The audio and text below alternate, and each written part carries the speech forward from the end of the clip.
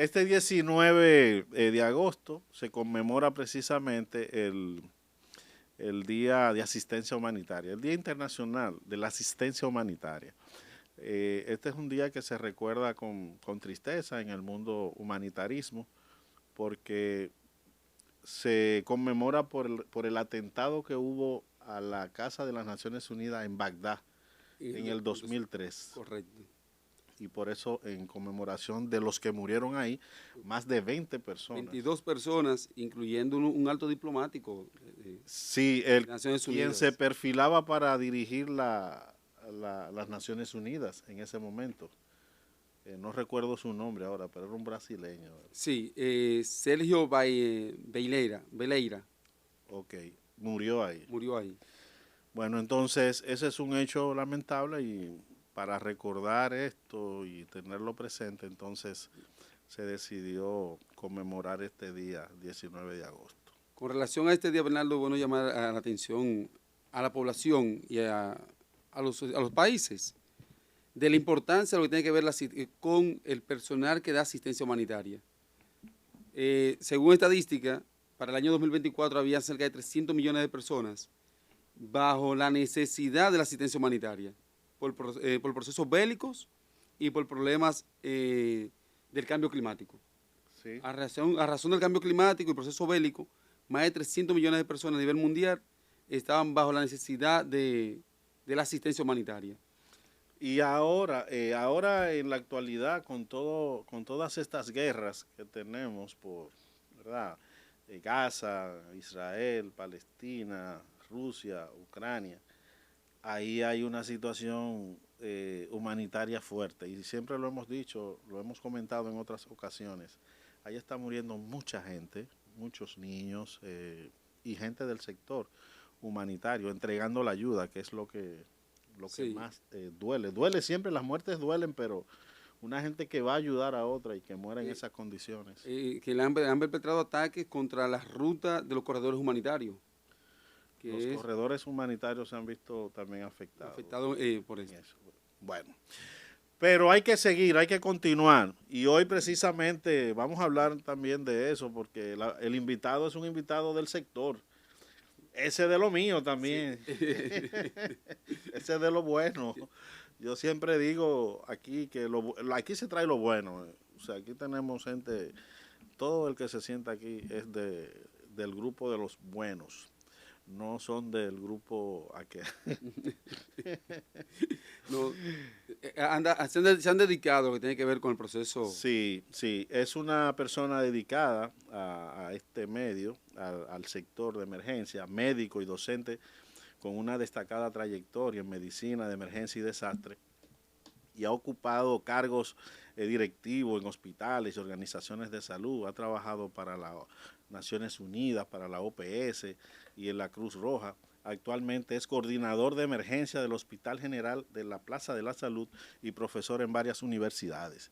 Mi hermano y amigo Franklin Gómez. ¿Qué tal, Franklin? ¿Qué tal? ¿Qué tal? Buenas tardes, Bernardo y el señor, ahora son los dos Rodríguez, ¿no? Rodríguez. Los señores. Los Rodríguez. Así es, así es.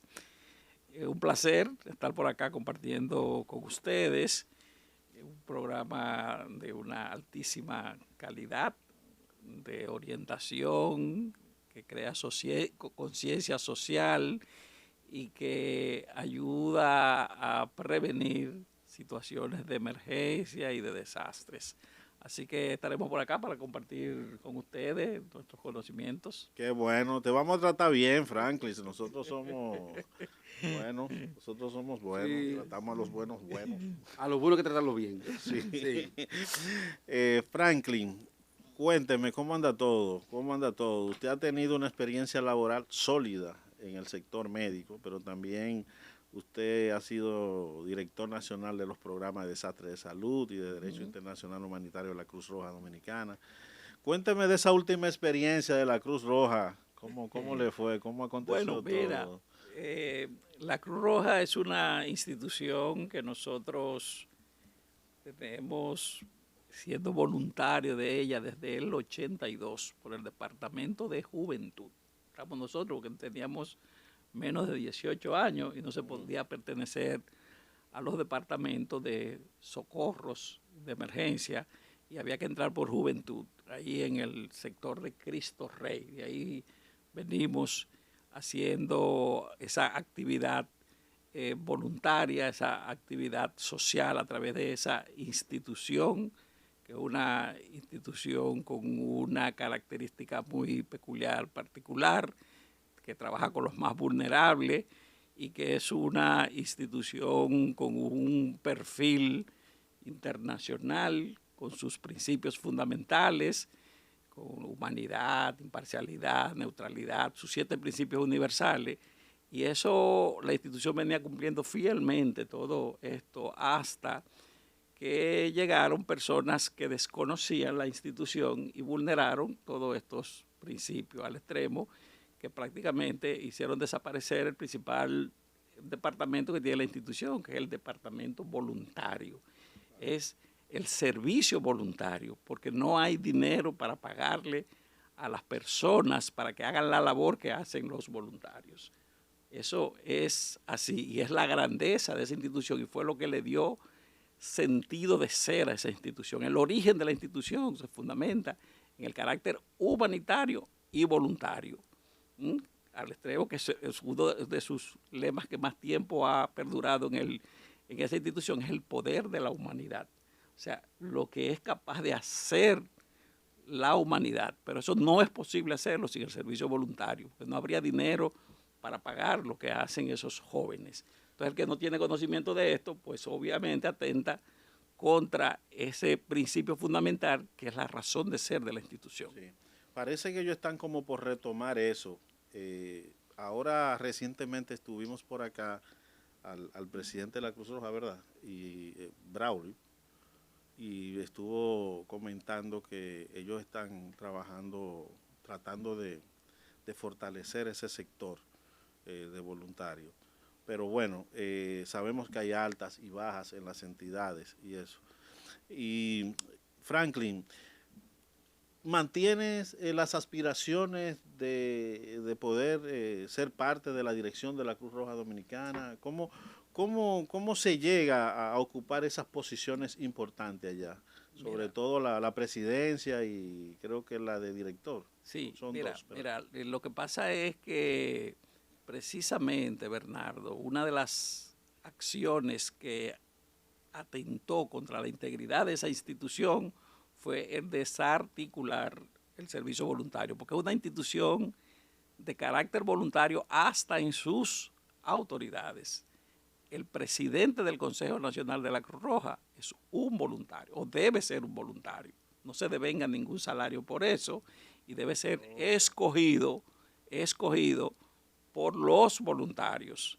Primero, asambleas distritales o municipales eligen un presidente municipal o distrital, luego los consejos provinciales, que lo integran los presidentes municipales, y luego entonces vienen los presidentes provinciales a la Asamblea Nacional, que es la asamblea que elige a los miembros del Consejo Nacional, a los 7 miembros del Consejo Nacional.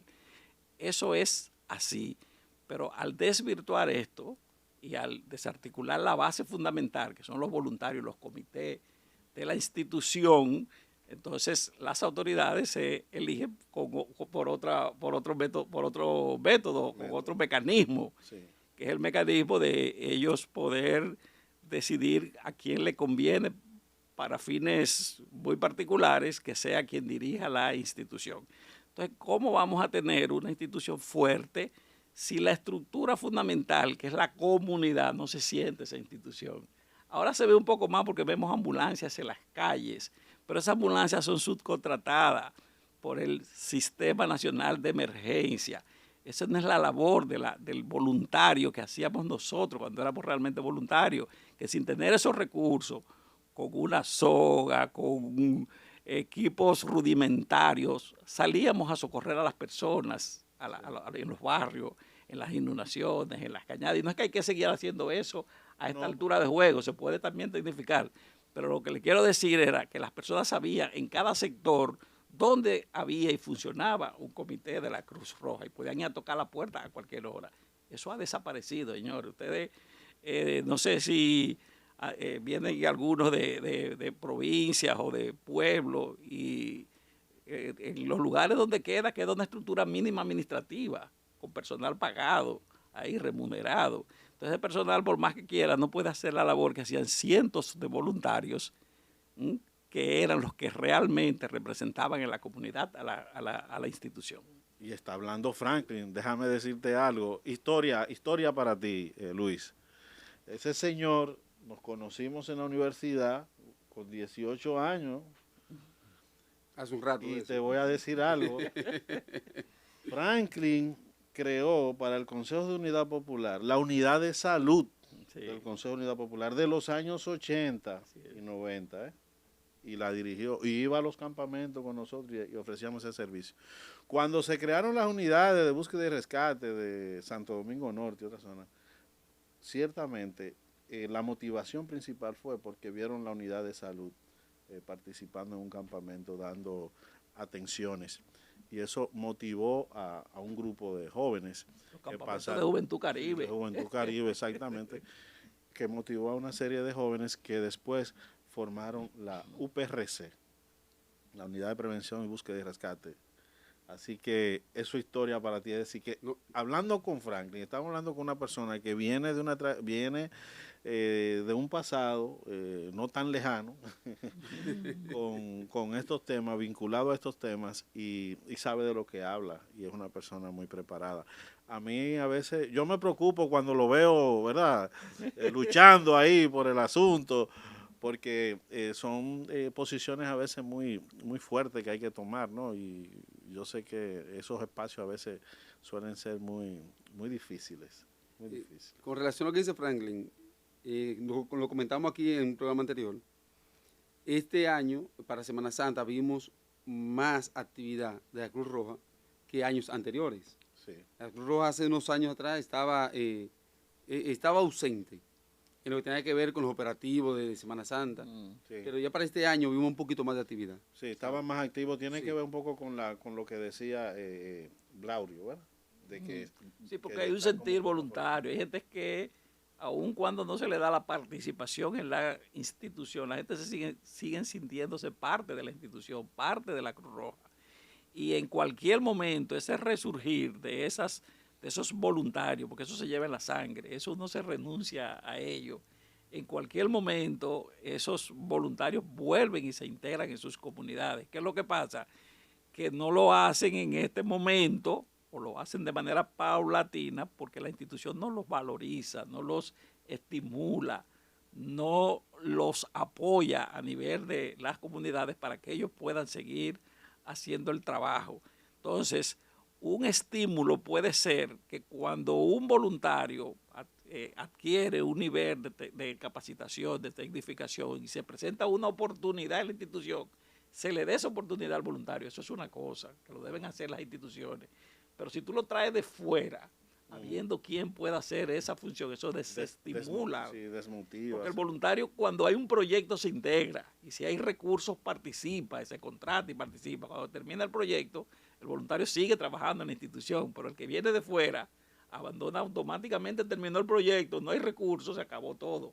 Se va, hace caso omiso a todos los programas de la institución. Entonces, esa es la diferencia.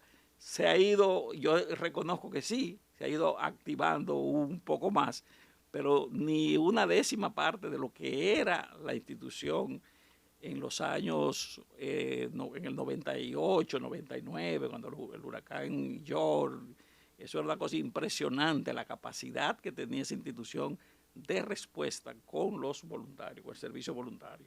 Bien. Que ha sido un tema que nosotros hemos visto varias veces aquí, lo que tiene que ver con la integración del voluntario en instituciones que son patrimonio de la cultura en gestión de riesgos de la República Dominicana, que es Defensa Civil, Cruz Roja, que son las que han estado en la calle por décadas. Sí, sí. Y conservar ese patrimonio tiene que ser un compromiso social. Claro.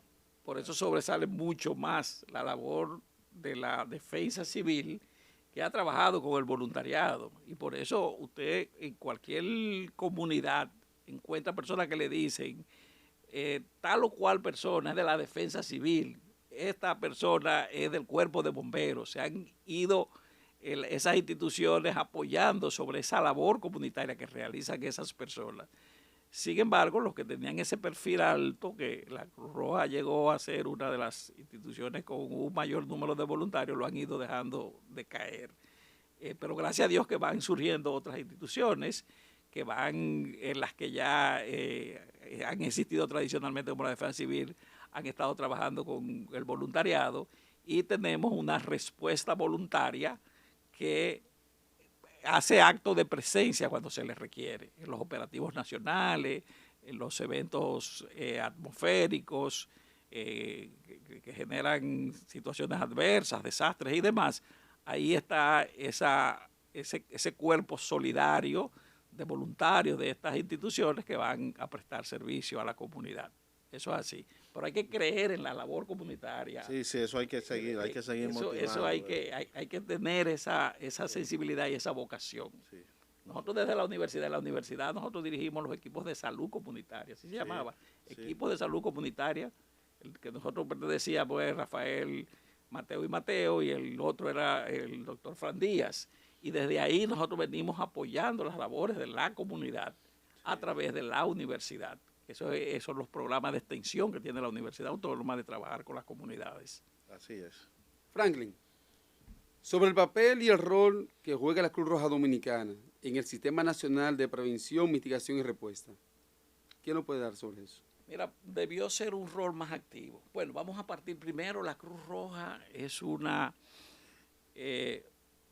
no es una ONG, una institución de carácter privado, como lo define la ley, que es auxiliar de los poderes públicos. Eso es lo más importante de la institución, que debe auxiliar a los poderes públicos. La Cruz Roja debe estar en el momento en que el Estado, por la razón que fuese, no está. Por ejemplo, la Cruz Roja antes era la institución responsable de los bancos de sangre. ¿Por qué? Porque el Estado no tenía actividad en ese sector. Entonces, como auxiliar, la Cruz Roja estaba llamada a proveer el servicio que el Estado no proveía por la razón que fuese, bancos de sangre. Pero la Cruz Roja también fue la que fundó la primera escuela de enfermería. Después que el Estado comenzó a formar enfermeras, el sector privado, y eso fue abandonando estas prácticas. Y una serie de actividades, porque ese es auxiliar de los poderes públicos. Cuando aquí no había ambulancia, el Estado no tenía la responsabilidad, la ambulancia la tenía la Cruz Roja.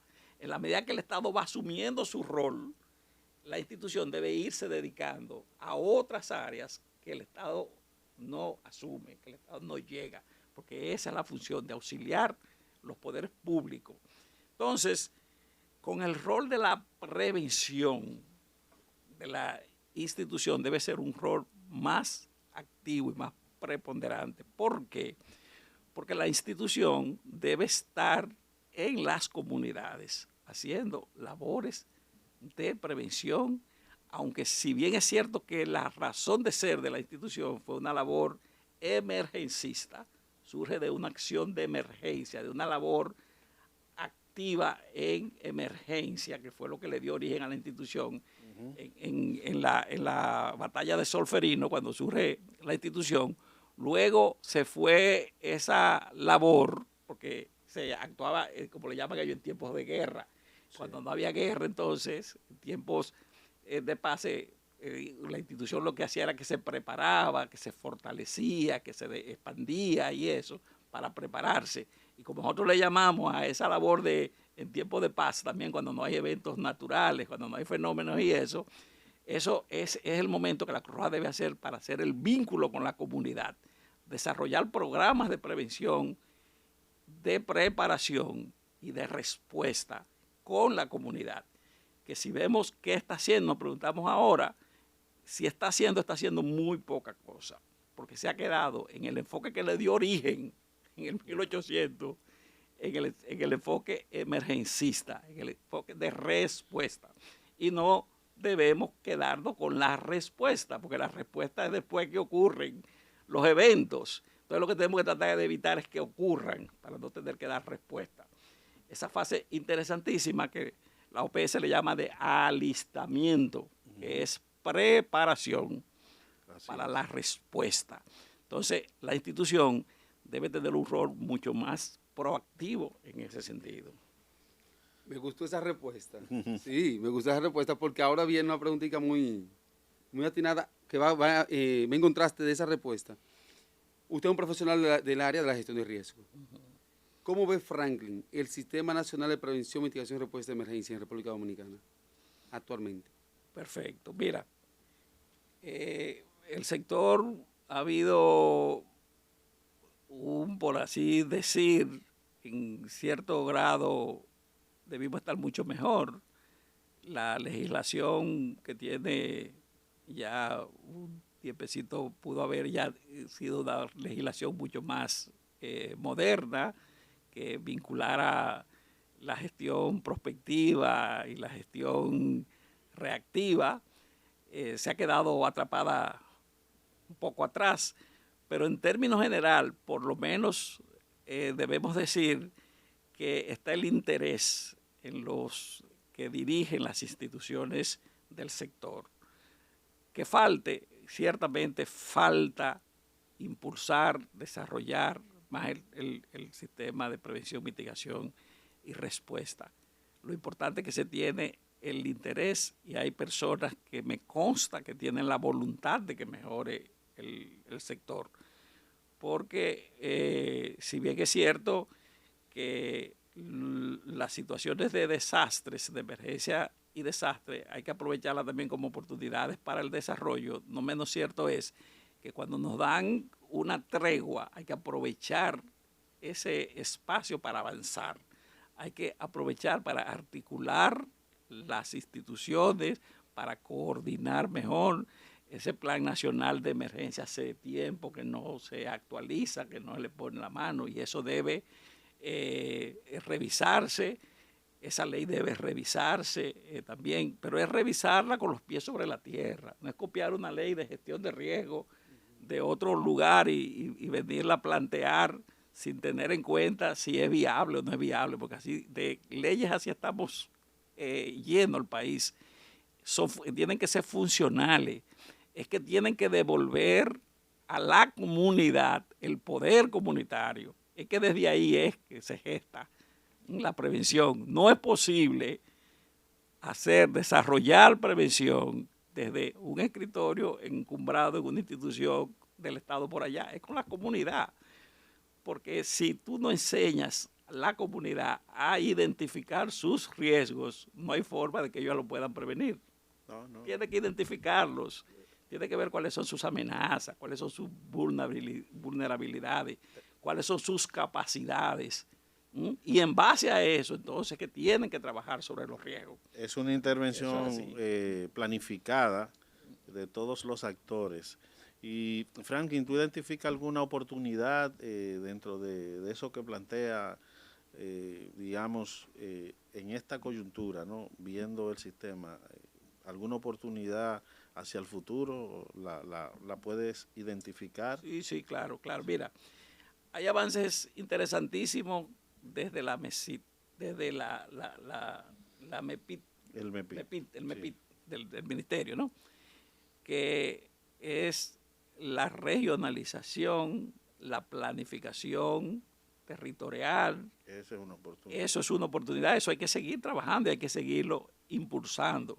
Tenemos que tener regiones únicas. No es posible que cada institución tenga una regionalización, que haya una regionalización en salud, que haya una regionalización en obras públicas, que haya una regionalización en defensa civil, que educación tiene 16 regionales. Cada quien tiene su... Salud tiene 8 regionales. Su mapa. Cada quien tiene su mapa. Entonces, cuando lo ponen en el terreno, ya tú sabes lo que se vuelve eso. No coinciden las acciones. Entonces, eso es una oportunidad. Es una oportunidad poder determinar en el territorio cuáles son las áreas de riesgo, pero que para hacer esto tienen que estar las instituciones que trabajan el tema en una misma dirección.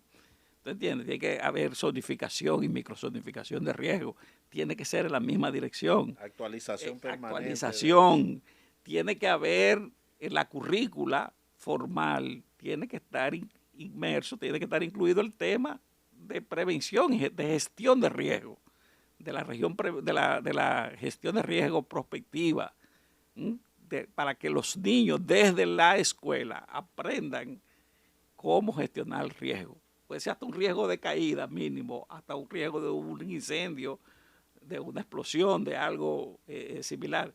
Pero es desde ahí, es como la educación vial, es desde la escuela que tiene que enseñarse. Esas son oportunidades que yo creo que pueden incorporarse. Gracias, Frank.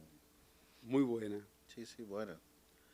Nosotros vamos a una pausa, pero antes de irnos a la pausa, suscríbase al canal y compártelo. Pero también desde su vueltecita por Librería Cuesta. Sí, sí, sí, Librería Cuesta. Y pidan allí dictámenes. Un libro sencillo que le va a orientar en el qué hacer y también le va a dar ideas, pautas sobre cómo debe funcionar un sistema integral de gestión de riesgo. De nuestra autoría, así que en Librería Cuesta, vaya, búsquelo. Pero dictámenes no está solo, Bernardo. No, no, hay otro.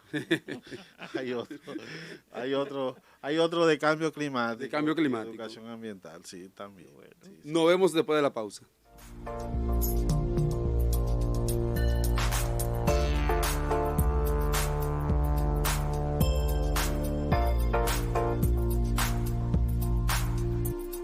Continuamos aquí en Mira Preventiva. Bernardo, hoy está bueno el programa.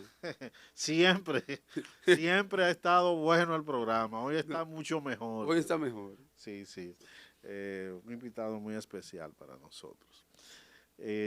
Franklin, yo sé que hay tantas cosas en el entorno, en el medio, y ahora entonces tenemos unos países en guerra, las Naciones Unidas especialmente, tratando de hacer cosas para ayudar y aliviar el sufrimiento de la gente que está en el centro de estos conflictos en Gaza. Fíjate que nos estamos yendo del país, de lo local para allá, muy lejos, pero lo hacemos por un tema de mucha sensibilidad, por el tema de la vida. Y como tú fuiste consultor de Naciones Unidas y pasaste por la Organización Panamericana de la Salud, OPS, ¿qué opinión tú tienes sobre la situación humanitaria en Gaza? ¿Qué opinión tienes en sentido general? Ustedes decían ahorita, Bernardo, con mucha propiedad, que está en crisis el sector humanitario porque precisamente se ha atentado contra esos principios fundamentales que es proteger la dignidad, la vida y la dignidad de las personas. El carácter humanitario es el que vela porque las personas sean tratadas como tal, como seres humanos, con dignidad. No es darle comida solamente, no es darle agua, es asegurar esos bienes que son bienes elemental, fundamental de la vida, pero con dignidad, con dignidad. Entonces, el sufrimiento humano, si no es socorrido en este momento por la humanidad y muchas de las veces de esas instituciones globales que son el talón de Aquiles para hacer esa incursión, no es posible porque hay muchos intereses de por medio. Ya no es como antes, que se respetaban mucho lo que eran los derechos fundamentales, el derecho a la guerra y demás. Los principios de Ginebra, los acuerdos de Ginebra y todo eso. Los convenios de Ginebra. Y sus protocolos. protocolos. Sí.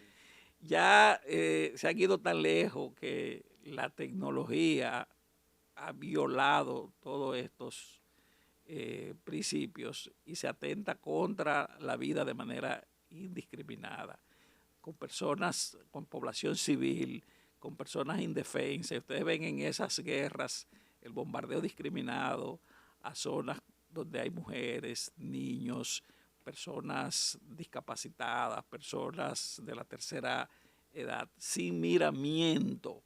Ya no se identifica cuáles son los objetivos militares, qué es lo que significa la población civil, las instituciones de servicio, ya no hay garantía de que no van a ser atacadas, porque ya el símbolo de la Cruz Roja, de los cuerpos castrenses militares que deben ser respetados también, porque son equipos de salud, ya no hay miramiento, y eso entonces pone en riesgo la asistencia humanitaria, porque es comprometer la vida de quien va a atender la mano solidaria. Y tú sabes qué me preocupa a mí de todo eso, que el mundo está como callado.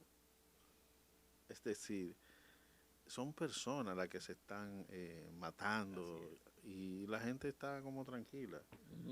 Y tal vez uno está tratando este tema aquí a muchos kilómetros de distancia, pero hay países más cercanos que ni se inmutan con esa realidad. Es un tema serio, pero bueno, ¿qué haremos? Hay que observar ese tema Sí. y seguir observando con ese punto que Franklin le hace la observación al tema. Franklin, estamos llegando al cierre del programa. Nosotros estamos este fin de semana bajo la amenaza del primer huracán de la temporada ciclónica del 2025, Erin. Yo digo que está muy arriba todavía, pero bueno, está ahí, nadie sabe, puede... Pero para la región del Caribe, cualquier cosa puede ocurrir. para la región del Caribe es el primer huracán que amenaza el Caribe, Erin, Sí. y amenaza la región para este fin de semana. ¿Algún consejo para la población sobre este fenómeno y esta temporada ciclónica? Mira, como está el cambio climático, cualquier cosa puede ocurrir. Entonces, los huracanes, obviamente el trayecto que utilizan son las aguas calientes y cálidas, en este momento desplazándose un poco al norte, al océano Atlántico, pero en cualquier momento puede dar un giro inesperado, por lo que hay que estar preparado. ¿Qué es lo que le recomendamos a la población? Continuar atento a las informaciones de los organismos correspondientes, las alertas, que son mecanismos oficiales de determinar cuáles acciones inmediatas se van a tomar, un estado declarado con la intención de tomar precauciones específicas, y no es solamente decir que estamos en alerta roja, que estamos en alerta verde, que estamos en alerta amarilla, que esto no es eso. La alerta es decir qué vamos a hacer cuando estemos en cada etapa de esta. Eso es alerta, un estado declarado con el fin de que se tomen precauciones específicas. Si no es así, no tiene sentido. Entonces, en este momento lo que tenemos que estar monitoreando esas informaciones y monitoreando ese fenómeno para tomar precauciones específicas que puedan resguardar la vida y las propiedades y los bienes de las personas, sobre todo en las áreas que se proyecta que va a ser más hacia el Atlántico, que pudiera haber un mayor contacto de alguno de los fenómenos. No tiene que ser el huracán, puede ser lluvia, puede ser viento, puede ser marejada de tempestad, alguno de esos fenómenos que puede estar en contacto con poblaciones. Correcto, muy bien. Gracias, Franklin. Gracias. Bueno, hemos llegado al final del programa. Agradecer infinitamente a nuestro hermano, amigo Franklin Gómez, el doctor Franklin Gómez. Yo digo un viejo amigo, él no es tan viejo, un jovencito como yo. Nosotros somos muchachos de 40 añitos. 40 y algo. 40 y algo. Estamos cerca de Luis. Bueno, gracias Franklin por atender nuestro llamado. Este espacio está abierto para ti, para ustedes, en sentido general. Siempre Vamos a continuar en la mira. Sí, exactamente. Hay que continuar en la mira preventiva. Muy bien. Bien, así que ya ustedes saben, suscríbanse al canal, sigan compartiendo estos contenidos que lo hacemos con mucho amor, como siempre, y entrega para orientar a la población y a ustedes en estos temas de gestión de riesgo y un poco más. Así que muchas gracias por estar con nosotros. Luis, como siempre, bien, un palo, otro palo. Otro palo. Hasta luego. Hasta la próxima.